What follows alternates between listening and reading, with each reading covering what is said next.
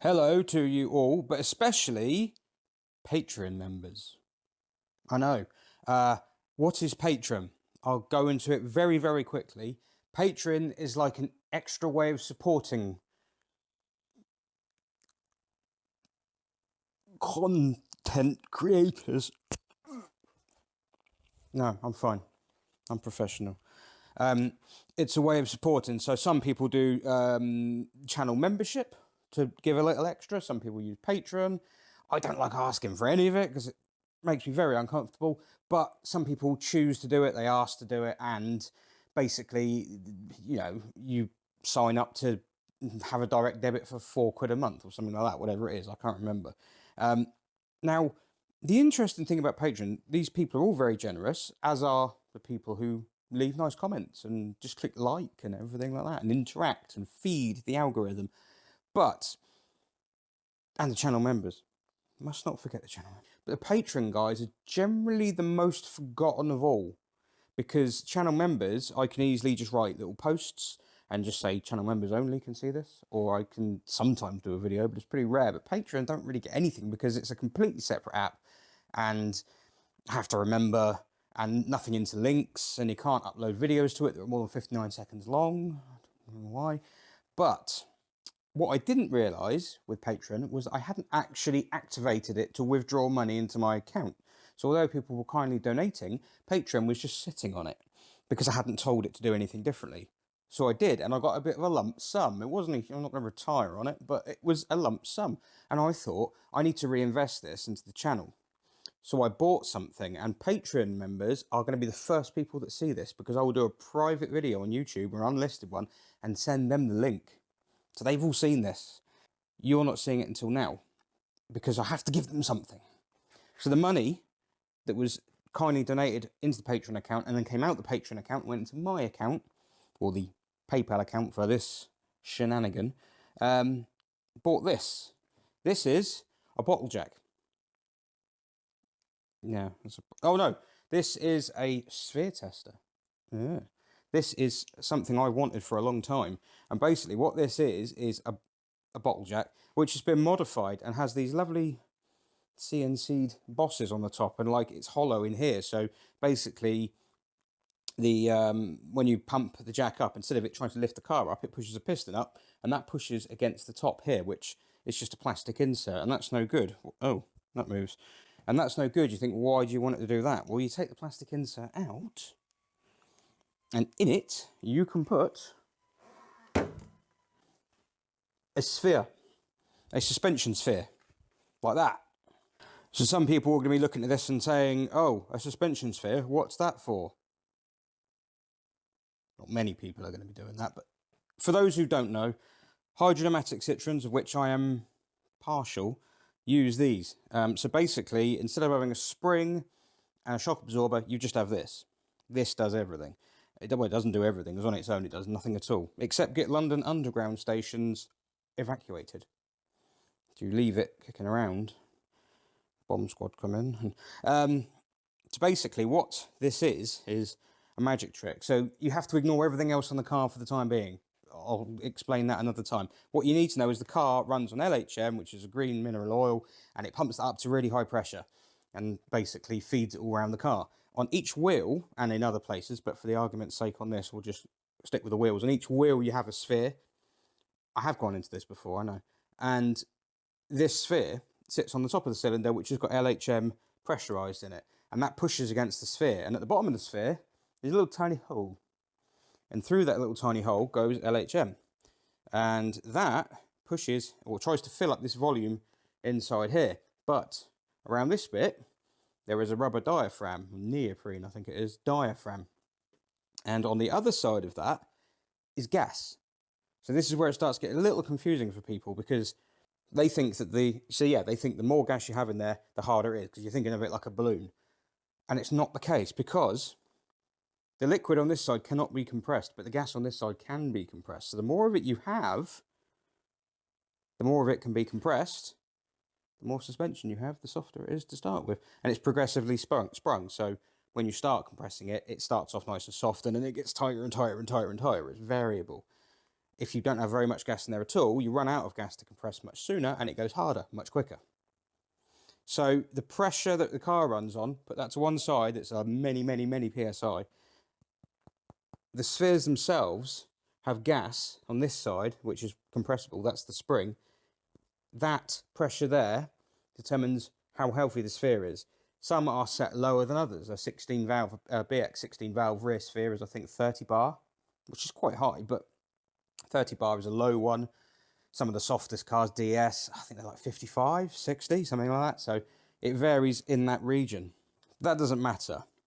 What happens is the rubber diaphragm around here can leak gas and it runs out. So you see old Xantias in the 90s and 2000s driving around pogo, sticking around all over the place, going over bumps. All that suspension's knackered. Spheres have gone. When spheres go, it's because gas has escaped. It's run out. And when the gas goes completely and there's no gas in there whatsoever, your suspension is rock solid, like completely rock solid. Sorry, I hit the mic. So what you need to do to ensure you have a good ride is make sure you've got the right amount of gas in here. That is where this comes in. This is a tester. I do have some other equipment, but it's much more complicated and old from Paris, and you put it on a running car and it tests it all, tests way more. I needed something quicker and simpler. That's what this is. So what I'm going to do is test to see how much gas is still in this sphere. I do not know. I don't even know where this sphere came from. I don't know what it's off. Right, so the sphere is screwed on. I'm going to bring you in for a closer look. As you can see, we're ready to go. Make sure the valve is done up. I'm not really mad on this, to be honest. I might have to make something a little bit, yeah. So basically, I'll start pumping, and I hope this works because I've not actually tried it, but I'm going to start pumping, and this gauge will start going around, and it goes, well, 10, 20, 30, 40, 50, goes up to 100 bar, so there's no sphere that goes as high as that. So if I start pumping, jack starts to come out, but when it stops and it's topped out, the pressure continues, and that's what's going into the sphere. So if I keep pumping, starting to move the needle.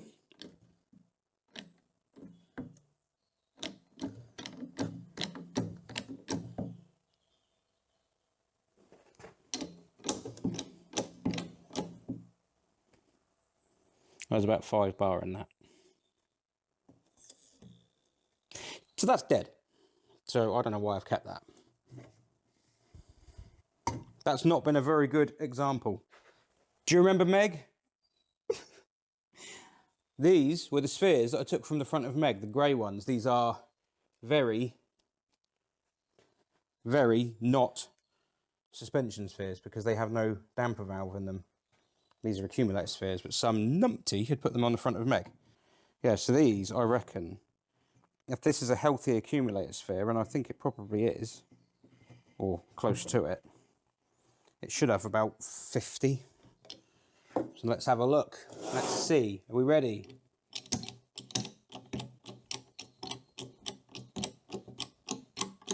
Oh, there we go. Oh, wow. 57. That's not bad, is it? So that's healthy.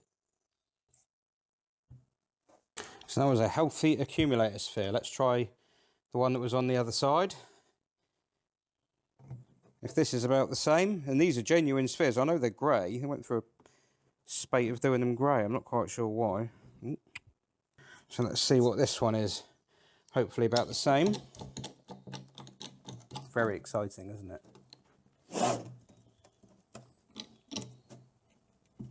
Ooh, a little bit lower.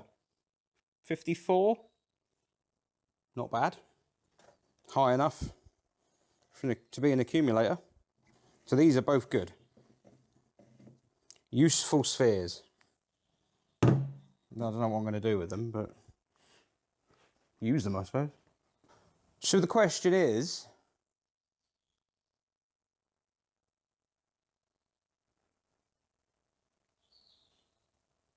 yes, I want to know. You're looking at the front of the SM, which this is my SM, CITROEN SM. Like, probably the greatest car ever made. Yeah, that's mine. It's got spheres on it, but these are not the original spheres. For a start, that's a 400cc, that's a 500cc.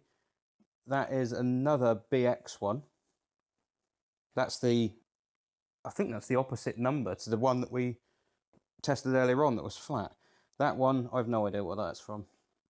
It matters not, because what I do have from the SM are the original spheres. You're wondering, why have I not got the original spheres on now? Why have I put these on? Because under these, there is a chop down broom handle.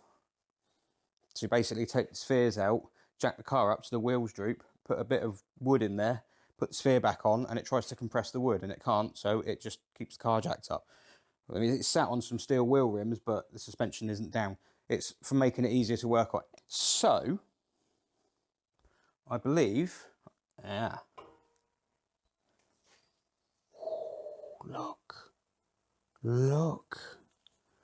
Now, there is a chance, because this came from America, that's the original sphere.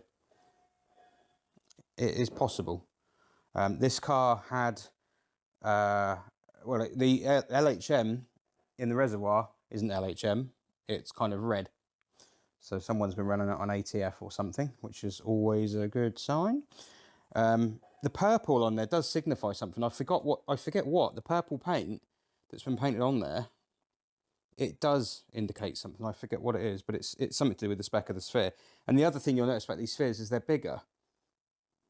You can see, hang on, I'm going to have to put the camera down. These spheres are bigger because they come apart. So you can actually take these apart. You can unscrew the top and change the diaphragm inside. I mean, these have not been apart for a very, very long time, but these are the original spheres. So if you see an SM with spheres like that, that's the proper spheres. I mean, it doesn't really matter too much, but the DS would be the same. It works exactly the same, but you can also regas it. You can take the valve out the top there. That's how you gas it. Because that's what people will do, you see. They get a flat sphere, like the one I had just now. It might just be that the gas has escaped over a very long period of time, and you can regas them. But if it's lost all its gas, chances are the rubber's knackered anyway, and you regas it, it'll lose it again. So I'm going to try seeing. I mean, now let's have a think. Let's have a think. Let's talk more, because people love the waffle, don't they? So I think, if you've watched my history videos on this car, with the info I've found so far, there is a very real chance. Well, certainly I don't know if these are the original spheres, but this car has been off the road at least since 1992. I wonder if there's any gas left in them. Let's find out. 1992. What do you reckon? It's a bit like the past Picasso and the dyno all over again. Have a guess. Do the SM spheres still have gas in? I am very excited to find out. Right. Ugh. There we go. I'm back. Right. You know this technically counts as working on the SM, don't you? So, let's go.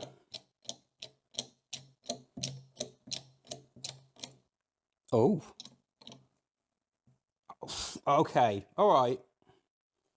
All right. Not amazing.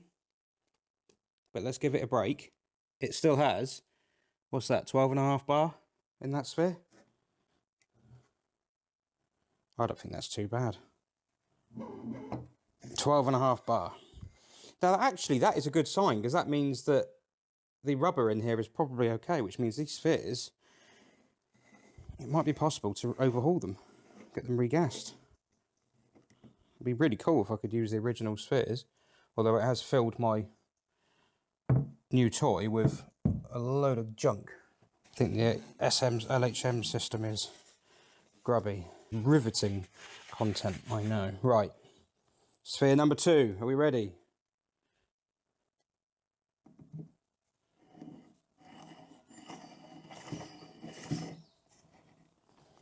Come on, baby.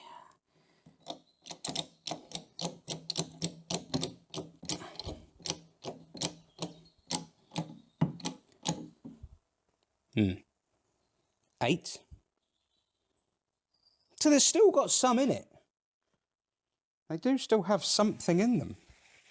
Well, assuming that a totally empty sphere doesn't register anything on it, maybe it would. I don't know. I need to find out a bit more about how it works. But so basically, these spheres are not gassed, as we probably guessed. So it is not a triumphant pass to Picasso on the dyno moment. The entirely predictable has happened. The spheres are flat. But we figured they would be, so that's not a problem. Nifty little tool, this.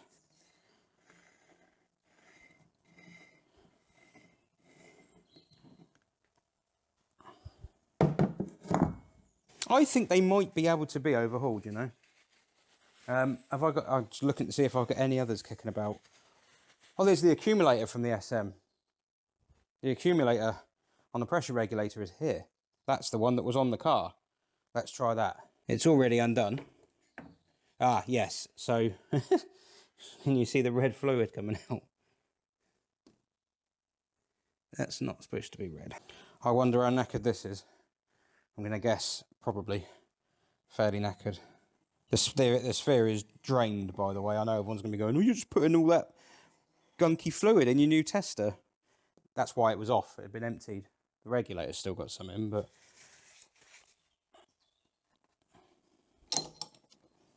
it'd be alright. It'd be right.